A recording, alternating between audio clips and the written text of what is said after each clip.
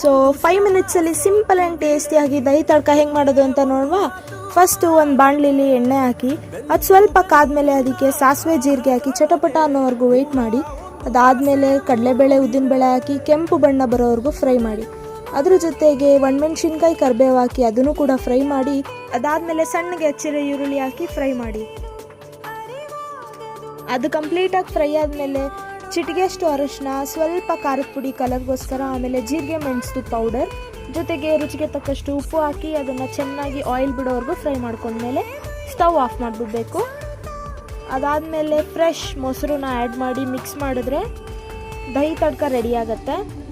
ಮೇಲ್ಗಡೆ ಕೊತ್ತಂಬರಿ ಸೊಪ್ಪನ್ನ ಸ್ವಲ್ಪ ಗಾರ್ನಿಷ್ಗೋಸ್ಕರ ಯೂಸ್ ಮಾಡಿ ಬಿಸಿ ಬಿಸಿ ಅನ್ನದ ಜೊತೆ ಸರ್ವ್ ಮಾಡಿಕೊಂಡ್ರೆ ದಹಿ ತಡ್ಕ ಫೈನಲಿ ರೆಡಿ ಆಗುತ್ತೆ.